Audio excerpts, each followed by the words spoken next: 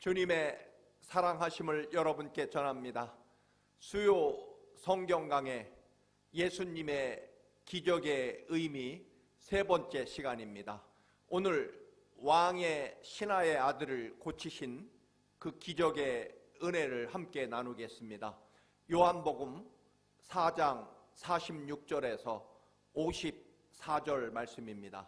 다 함께 봉독하시겠습니다. 예수께서 다시 갈릴리 가나에 이르시니 전에 물로 포도주를 만드신 곳이라. 왕의 신하가 있어 그의 아들이 가버나움에서 병들었더니 그가 예수께서 유대로부터 갈릴리로 오셨다는 것을 듣고 가서 청하되 내려오셔서 내 아들의 병을 고쳐 주소서 하니 그가 거의 죽게 되었음이라. 예수께서 이르시되 너희는 표적과 기사를 보지 못하면 도무지 믿지 아니하리라. 신하가 이르되 주여 내 아이가 죽기 전에 내려오소서. 예수께서 이르시되 가라 네 아들이 살아있다 하시니 그 사람이 예수께서 하신 말씀을 믿고 가더니 내려가는 길에서 그 종들이 오다가 만나서 아이가 살아있다 하거늘 그 낫기 시작한 때를 물은즉 어제 7시에 열기가 떨어졌나이다 하는지라. 그의 아버지가 예수께서 네 아들이 살아있다 말씀하신 그때인 줄 알고 자기와 그 온 집안이 다 믿으니라. 이것은 예수께서 유대에서 갈릴리로 오신 후에 행하신 두 번째 표적이니라. 아멘. 수요 예배 시간에 이제 기적의 의미에 대해서 함께 은혜를 나눕니다. 기적의 의미는 오늘 이 시대를 살아가는 우리들에게도 동일한 사건이며 또 동일한 의미를 가져야만 합니다.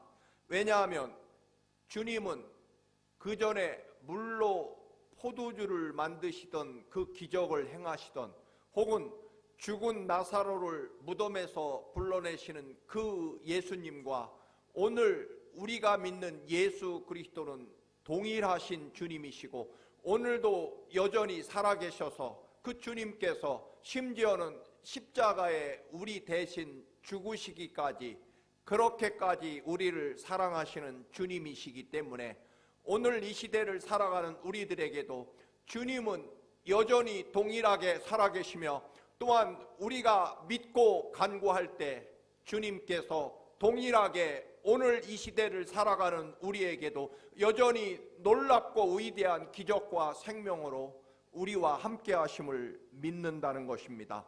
기적의 그 목적은 분명합니다.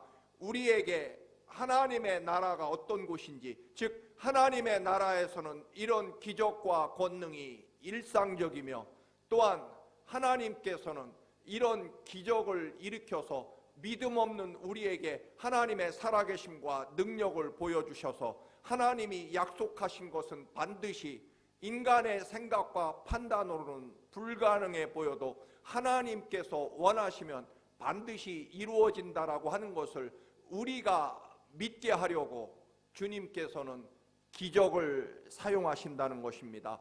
일상적이지 아니하고 혹은 자연 법칙을 넘어서서 우리에게 반드시 하나님의 나라와 또한 예수 그리스도께서 하나님의 아들이시며 우리를 구원하신 구세주이시며 그럴 만한 충분한 권세와 능력을 가지고 계시기 때문에 우리가 믿기만 하면 우리가 주님께 우리의 삶을 온전히 드리며 기도하고 간구하면 주님께서 반드시 그 어떤 것이라고 할지라도 응답해 주실 것이라고 하는 그런 믿음을 갖도록 오늘도 우리에게 동일하게 기적으로 역사하신다는 것입니다. 그리고 그 기적이 바로 사인 혹은 표적 안내판이 된다는 의미는 바로 이것입니다. 예수 그리스도께서 하나님의 아들이시며 우리의 구원자이시며 또한 약속하신 모든 말씀을 반드시 이루시는, 그리고 이루실 권능을 가지고 계신 하나님이심을 믿게 하려고 기적을 행하신다. 그래서 기적 그 자체가 우리의 삶의 목적이 아니라 기적을 통해서 하나님을 만나고, 그리고 그 하나님이 우리의 구원자이며 주님이시며 주인 되심을 믿도록, 그렇게 우리가 기적을 경험하고 또한 기적을 통해서 반드시 하나님의 권세와 하나님의 사랑과 또한 하나님이 우리를 향하신 뜻을 반드시 알아야만 그것이 기적의 목적이라고 하는 것입니다. 오늘 예수님이 갈릴리에서 두 번째로 행하신 기적, 바로 왕의 신하, 즉 대단히 지위가 높고 또 아마 그 시대에 아무리 어려운 시대일지라도 한 나라의 장관이라고 하면 대단한 학식과 경제력과 권력을 가진 높은 위치의 사람이고, 또 2000년 전에는 지금보다 훨씬 더 신분 차이가 심하고 또한 높은 지위를 가진 백성들이 그 앞에 엎드려 복종하던 시대이기 때문에 훨씬 더 그 관리들 혹은 장관들이 가지고 있는 권위와 자존심은 대단히 높았을 것입니다.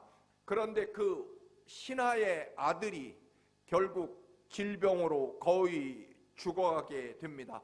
그래서 예수님께서 유대 땅 예루살렘에서 돌아오셔서 다시 갈릴리 가나에 계시다라고 하는 소식을 듣자마자 왕의 신하는 그곳까지 몸소 달려가서 예수님에게 아들을 살려달라고 요청하기에 이르릅니다. 마태복음 8장에 보면 로마의 대단히 지체 높은 백부장이 예수님 앞에 찾아옵니다. 자신의 하인을 고쳐달라는 것입니다. 또 9장에는 회당장, 유대 사회에서 가장 존경받는, 그리고 경제적으로 학문적으로 뛰어난 그런 회당장 야이로가 자신의 딸을 살려달라고 또 예수님에게 찾아오시는 것을 볼 수 있습니다. 결국 모든 자신의 삶에서 정말 어렵고 해결이 불가능한 그런 위기 때문에 어쩔 수 없이 예수님에게 찾아와 엎드린다라고 하는 것입니다. 그런데 그 사람들이 결국 세상에서 그 어떤 것으로도 자신의 문제를 해결할 수 없기 때문에 결국 모든 지위와 모든 것을 내려놓고 오로지 자신의 아들 혹은 자신의 딸 혹은 자기가 사랑하는 종을 위해서 모든 신분 지위를 다 포기하고 예수 그리스도 앞에 무릎을 꿇거나 엎드릴 만큼 그들은 절박한 사정을 가지고 예수 앞에 나왔다라고 하는 것입니다. 때문에 여러분들이 때때로 겪는 고난과 또는 시련, 어려움, 이런 모든 것들 속에 오히려 하나님의 더 높고 위대한 축복을 경험하고 바라볼 수 있는 축복의 시간임을 믿고 할 수만 있으면 믿음으로 감사해야 한다는 것입니다. 왜냐하면 가장 어려운 시대 가장 위대한 하나님의 구원을 볼 수 있기 때문이고, 또한 나도 하나님 앞에 가장 절박하게 엎드려 하나님의 그 놀라운 사랑과 은혜를 평범하고 또는 모든 것이 잘 나갈 때에는 경험할 수 없었던 살아계신 하나님의 위대한 능력과 권세를 경험하는 축복의 시간이 될 수 있기 때문입니다. 그런데 한 가지 공통점은 사실은 아들이 죽어가기 때문에 혹은 딸이 죽어가기 때문에 혹은 오랜 세월 중풍병으로 고통받는 자기가 아끼는 하인 때문에 예수님 앞에 나왔지만 결국 그들 즉 아들이나 딸의 믿음이 아니라 아버지의 믿음 혹은 백부장 그 주인의 믿음을 보시고 하나님께서 예수 그리스도께서 그 아들과 딸과 하인을 고쳐주신다는 것입니다. 즉 예수 앞에 나온 아버지의 믿음이 먼저라는 것입니다. 그들의 믿음 혹은 어머니의 믿음이 먼저였다라고 하는 것입니다.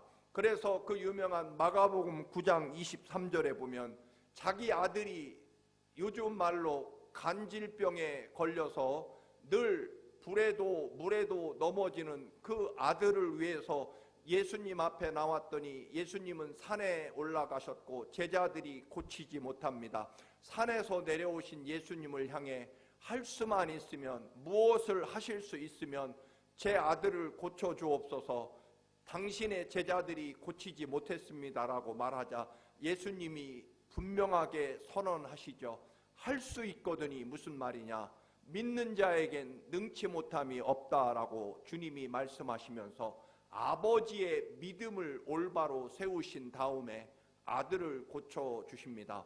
즉 아들이 죽어가는 그런 절박한 상황에서 예수님은 먼저 아버지의 고백과 믿음을 바로 세우셨다라고 하는 것입니다. 결국 무슨 목적으로 어떻게 주님 앞에 나왔든지 간에 분명한 것은 예수 그리스도 앞에 서 있는 그 아버지, 어머니 혹은 주인의 믿음을 바로 세운다라고 하는 것입니다. 우리는 혹 간혹 내 아들이 믿음이 없어서, 내 딸이 믿음이 없어서, 혹은 우리 회사의 종업원들이 믿음이 없어서, 혹은 이 땅에 살아가는 교회 다니지 않는 사람들이 믿음이 없어서라고 우리는 종종 변명하고 핑계하고 또 그 사람들 탓이라고 여깁니다. 그렇지 않습니다. 성경에는 아무리 아들과 딸이 죽어가서 예수님 앞에 나올 수 없는 상황일지라도 아버지의 믿음, 어머니의 믿음을 똑바로 세울 때 비로소 하나님의 권세와 능력이 그의 삶을 통해 나타나고, 그리고 그들이 원했던 딸과 아들과 하인이 깨끗하게 고침받는 그런 역사를 이루게 된다라고 하는 것입니다. 어떤 목적으로 어떻게 주님 앞에 나왔든 결국 그 앞에 서 있는 사람의 믿음과, 그리고 어떤 목적으로 나왔든지 간에 어쩔 수 없이 나왔든 살기 위해서 나왔든 상관없다는 것입니다. 결국 그가 예수 그리스도를 향한 믿음을 가지고 있기만 하면 주님께서는 그를 고치시고 그의 기도에 응답해 주신다라고 하는 것입니다. 인간의 공로나 자격을 따지는 것이 아니라 철저하고 전적인 하나님의 은혜 때문에 예수 그리스도의 십자가 보혈의 그 은혜로 우리는 구원받고 또한 그 사랑 때문에 은혜 받는 것이다. 모든 아버지의 재산을 미리 받아서 먼 나라에 가서 탕진하고 돌아온 탕자, 방탕한 아들도 아들의 삶의 모습이 어떻든지 간에 아버지의 그 한없는 사랑과 여전하시게 아들을 기다리는 아버지의 전적인 사랑과 은혜 때문에 방탕한 아들이 다시 아들로 세움받게 됩니다.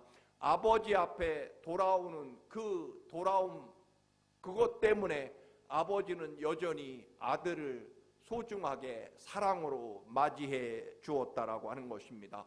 우리들이 구원받는 것은 전적인 주님의 십자가 보혈의 은혜 때문이기 때문에 여러분 주님 앞에 나오기만 하면, 주님 앞에 우리의 문제를 가지고 진정으로 엎드리기만 하면, 진심으로 주님 앞에 내 모든 삶의 구원자는 오로지 주님밖에는 없습니다라는 고백 한마디면 우리들의 삶이나 우리들의 죄악된 모습이나 부끄러운 모습과 관계없이 주님은 주님의 전적인 은혜로 우리를 받아주시고 우리의 기도에 응답해 주신다는 것입니다.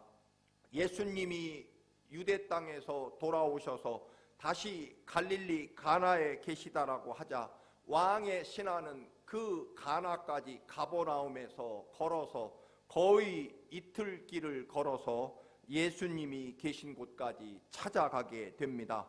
사실 왕의 신하이니까 하인을 보내도 될 것이고, 또는 자신은 아들이 거반 죽어가고 있었기 때문에 죽어가는 아들 곁을 지켜야 되는 중요한 일이 있기 때문에 친구나 하인을, 다른 사람을 예수님 계신 곳에 보내서 제발 오셔서 우리 아들을 살려달라고 그렇게 부탁할 수도 있었습니다.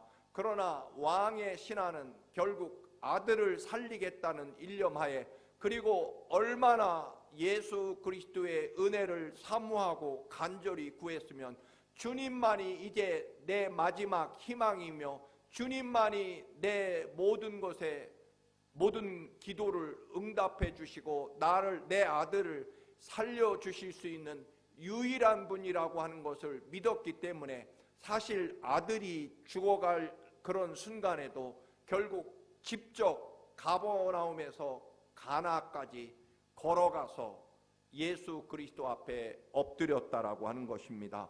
여러분, 간절함과 그리고 거기에 따른 겸손함이 있어야 주님의 구원과 은혜를 소유하게 된다는 것입니다. 자신의 신분이나 또는 지위나 명예, 이 모든 것들을 내려놓고 그것 가지고 간 것이 아니었습니다. 지금은 오로지 아들을 살리겠다는 그 아버지의 신분 하나만 가지고, 그리고 예수 그리스도만이 내 아들을 살릴 수 있다라고 하는 예수 그리스도에 대한 간절한 희망 한 가지, 그 두 가지를 가지고 주님 앞에 나아갔다라고 하는 것입니다. 그런데 우리는 끝까지 자신의 가진 지위나 명예나 자존심, 체면, 세상 물질 이런 것들을 움켜쥐고 그것을 포기하지 못한 채 살아가는, 그래서 오늘 이 시대에 우리들이 기적이 적은 이유는 바로 그걸 것입니다. 여전히 내가 가진 생각, 경험, 지식, 지위, 체면, 자존심, 명예 이런 것들, 거기에 돈과 그리고 권력 이런 것들을 움켜쥔 채 놓으면 죽는 줄 알고, 사실은 그것을 놓고 예수 그리스도에게 빈손으로 나아가 주님 앞에 오직 주님만이 나의 생명이시며 구원이시라는 그런 고백 한마디만이 나를 살릴 수 있다고 하는 그 사실을 인정하지 못한 채 여전히 세상 것을 움켜쥐고 놓지 않기 때문에 결국 이 시대에 기적이 드물다라고 볼 수 있을 것입니다. 왕의 신하는 그렇게 자신의 모든 것을 내려놓고 오직 죽어가는 아들의 아버지로, 그리고 예수 그리스도만이 나의 생명과 구원이라고 하는 오직 한 가지 믿음만을 가지고 주님 앞에 나아갔습니다. 그럼에도 그는 여전히 인간적인 믿음의 한계, 연약함을 보여줍니다. 예수님께서 너희는 표적과 기적을 보지 않으면 믿지 않는다라고 그렇게 탄식하시는 말씀을 들었음에도 불구하고 이 왕의 신하는 눈에 보이는 표적과 기적을 여전히 그 한계를 가지고 있었다라고 하는 것입니다. 예수님께서 하신 말씀은 우리가 꼭 눈에 보이는 표적, 기적이 없이도 믿을 수 있다, 그리고 믿음의 역사를 이룰 수 있다라고 하는 뜻으로 하신 말씀일 것입니다. 그러나 왕의 신하는 일단 내 아들이 죽기 전에라는 인간적인 한계를 갖고 있습니다. 내 아들이 거의 죽어갑니다. 그러니 내 아들이 있는 그곳까지, 즉 우리 집까지 좀 가셔서, 가버나움까지 가셔서 우리 아들의 그 머리 위에 직접 친히 손을 얹고 안수하시고 특별 예배, 특별 기도를 드려 주셔야만 제 아들이 살아날 것입니다. 그리고 우리 아들이 죽기 전에 빨리 가셔야 됩니다. 시간의 한계와 장소, 환경의 한계를 왕의 신하도 여전히 벗어나지 못하고 있습니다.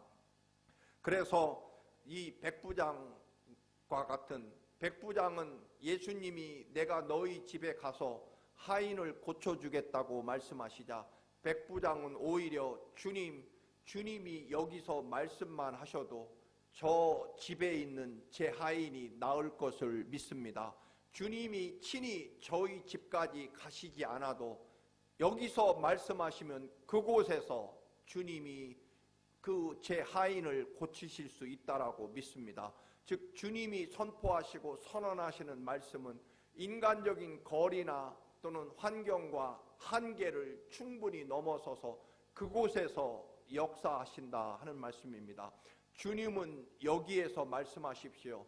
이루어지는 것은 그곳에서 이루어질 것입니다라는 믿음을 가지고 보여줍니다만, 오늘 이 왕의 신하는 우리 아들이 죽기 전까지, 그리고 직접 가셔서 우리 아들을 어루만지면서 특별 안수기도를 직접 해달라는 것입니다.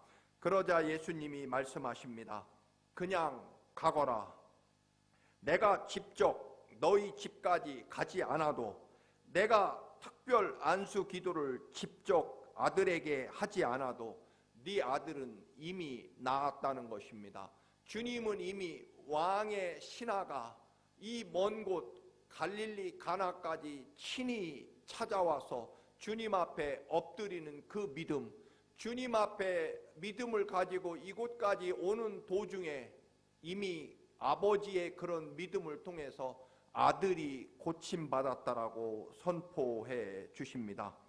여러분, 일반적으로 왕의 신하, 즉 최고의 권력자가 예수님이 계신 그곳까지, 그 먼 곳까지 걸어와서 부탁을 하면 얼른 주님은 왕의 신하의 손을 붙잡고, 아니 이런 누추한 곳까지 친히 걸어오셨습니까?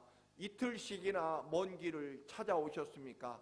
하인을 보내셔도 될 텐데 제가 그러면 직접 가서 고쳐드릴 텐데 친히 여기까지 오셨습니까? 이렇게 지체 높으신 분이 어찌 이곳까지 친히 왕림해 주셨습니까? 여러분, 그래야 맞는 것 아니겠습니까? 그러나 주님은 그렇게 먼 길을 달려온 왕의 신하에게 네 아들은 이미 살았고 고쳐졌고 그리고 건강해졌다라고 선언하십니다. 참 믿기 어렵죠. 그냥 가거라. 내가 가지 않아도, 내가 그곳에 가서 너의 아들을 죽기 전에 안수기도를 해야만 사는 것이 아니다. 네가 여기까지 달려오는 그 믿음에 이미 아들은 나았다라고 선언하시는 것입니다. 왕의 신하로서는 자기의 지위와 체면과 자존심을 버리고 그 먼 곳까지 주님 앞에 찾아와서 엎드렸지만 겨우 말 한마디, 우리는 여러분 나아만 장군이 엘리사 선지자를 찾아갔을 때 얼굴도 보여주지 않고 하인을 시켜서 요단강에 가서 7번 목욕하라고 하는 그런 분노하는 나아만 장군의 모습을 기억합니다. 오늘 왕의 신하는 그런데 주님의 말씀에 두말하지도 않고 즉시 자기 집으로 왔던 길로 돌아서는 것을 보게 됩니다. 그 사람이, 즉 왕의 신하가 예수님이 하신 말씀을 믿고 가더니라고 오늘 성경 말씀에 기록하고 있습니다.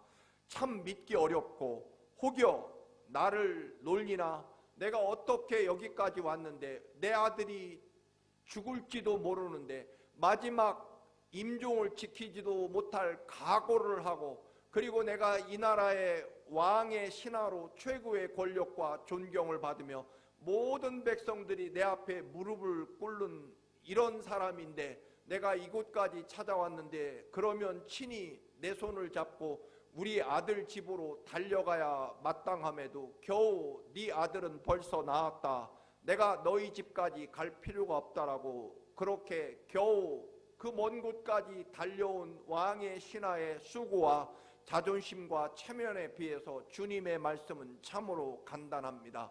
네 아들은 이미 살아났고 나았다라고 하는 것입니다. 여러분 어떻습니까? 뭘 믿고 뭘 보증받고 내가 다시 왔던 길로 돌아가야 될까? 가보아서 내 아들이 죽었거나 또는 내 아들이 고침받지 못하면 어찌하나, 주님 제가 여기까지 왔으니 뭔가 증명을 해 주십시오라고, 그래야 제가 다시 돌아갈 수 있겠습니다. 내 눈으로 고침받은 걸 본 것도 아니고 이틀이나 먼 거리에 있는 자기 집 아들이 어찌 됐는지 알 길도 없는데 겨우 주님이 네 아들 살아났다, 이 말은 너무 쉬운 것 아닙니까? 너무 성의가 없고 너무 정성이 부족한 것 아닙니까? 제가 여기까지 달려올 때 얼마나 힘들고 내적으로 갈등이 많은지 아셨습니까? 저는 왕의 신하로 모든 체면 불구하고 선생님에게 와서 이렇게 엎드려 부탁하는데 선생님은 겨우 네 아들 낳았다, 겨우 그 말씀 한마디 뿐입니까? 제발 저랑 같이 우리 집으로 가셔서 제 아들 머리 위에 손을 얹고 기도를 해 주셔야만 나을 것입니다. 그렇게 해 주십시오. 제 눈으로 보아야만, 제가 생각하는 대로 주님이 가셔서 제 아들 죽기 전에 손을 얹고 기도해 주셔야 제 아들은 낫습니다. 못 믿겠습니다. 믿을 수 없습니다. 뭘로 이 사실을 제가 보증받습니까? 등등 여러 가지 여러분 갈등과 혹은 또 예수 그리스도의 말씀을 믿기 어려울 것입니다. 그럼에도 놀랍게도 왕의 신하는 주님이 말씀하신 그 말씀을 듣고 바로 자기 집으로 돌아갔습니다. 그냥 가거라. 내가 너희 집까지 가지 않아도 네 아들은 이미 낳았다라고 하는 그 말을 믿고 내려가다가 아들이 낳았다는 소식을 듣게 됩니다. 주님께서 네 아들이 낳았다, 내가 너희 집까지 갈 것 없다라고 그렇게 말씀하신 시간이었다라고 그렇게 왕의 신하와 가족들과 또 심지어는 아들이 다 깨끗이 낳았다는 소식을 전하기 위하여 왔던 종들까지 다 예수 그리스도를 믿게 되었다라고 하는 그런 기적의 의미입니다. 이 기적에서도 결론적으로 다 온 가족이 예수를 믿게 되었다라고 하는 것입니다. 자신의 지위와 체면과 경험과 지식, 내 아들이 죽기 전에 직접 내 아들 머리 위에 손을 얹고 기도해 주셔야 나을 것이라고 하는 내가 가진 상식과 고집을 내려놓고 또한 왕의 신하라고 하는 그런 지위를 버리고 예수님 계신 곳까지 이틀이나 걸어 찾아갔고 주님의 말씀은 겨우 한마디, 네 아들은 낳았으니 내가 갈 것 없다, 그냥 돌아가거라. 이 말씀 한마디에 그 말을 믿고 그대로 또 되돌아서서 자기 집으로 돌아가는 이 왕의 신하의 철저한 순종, 잠시 여전히 자기가 가지고 있는 상식과 경험 안에 머물러 있었을 때도 있었지만 그러나 결국 예수 그리스도 앞에 나아갔고 예수 그리스도의 말씀을 철저하게 믿고 자기 집으로 되돌아갔다라고 하는 것입니다. 여러분, 야이로 회당장의 딸이 죽어갈 때 12의 혈루증하는 여인 때문에 시간이 지체되었고 회당장 딸이 죽었다는 소식이 들려왔을 때 주님이 뭐라고 말씀하십니까? 두려워하지 말고 믿기만 하거라. 즉 기왕 믿음으로 주님 앞에 나왔으니 끝까지 믿어라. 계속 믿어라. 딸이 죽었다고 해서 하나님의 역사가 끝났다고 생각하느냐? 지금부터, 즉 딸이 죽었다고 소식이 들려왔을 때 인간의 모든 경험과 지식이 끝났다고 시작하는 그 순간부터 진짜 믿음이 필요하다는 것입니다. 늘 말씀을 드리는 대로 우산이라고 하는 것은 비가 내릴 때 펼쳐져야 되는 것처럼 믿음이라고 하는 것은 내가 도저히 믿을 수 없게 됐을 때, 불가능할 때 작동돼야 되는 것이, 펼쳐져야 되는 것이 바로 믿음이라는 것입니다. 믿음은 한마디로 말하면 믿을 수 없을 때 믿는 것, 그것이 믿음일 것입니다. 사랑하는 교우 여러분, 오늘도 살아계신 주님의 그 위대한 기적과 권능이 여러분의 삶에 넘쳐나시고 충만하시기를 바랍니다. 그렇다면 믿을 수 없게 됐을 때, 믿기에 불가능할 때 그때부터 믿기 시작하는 것, 그것이 바로 기적이 시작될 것입니다. 하나님의 역사는 인간의 수고와 노력이 끝난 순간, 그래서 이제 모든 것은 하나님만이 이루실 수 있다라고 하는 믿음이 시작되는 순간부터 이루어지는 것입니다. 이 믿음으로 주님의 살아계심과 여러분의 구세주이심을 고백하고 믿는 여러분의 믿음이 되시기를 주님의 이름으로 간절히 축원합니다. 할렐루야. 존귀하고 거룩하신 아버지, 믿을 수 없는 상황입니다. 믿기에 불가능한 상황입니다. 그러나 사람들의 수고와 노력과 지식이 끝난 순간부터 하나님의 살아계심과 위대한 역사가 시작됨을 믿습니다. 믿을 수 없는 상황에 믿음이 필요합니다. 주님, 우리의 믿음 없음을 용서하여 주옵시고, 아버지 하나님, 이 땅에 하나님 살아계심과 영광을 보여줄 수 있는 믿음을 주옵시고, 그 믿음으로 다시 한번 동일하게 역사하시는 살아계신 주님의 위대한 권능과 기적을 아버지 날마다 경험하게 하옵소서. 예수 그리스도의 이름으로 기도드립니다. 아멘.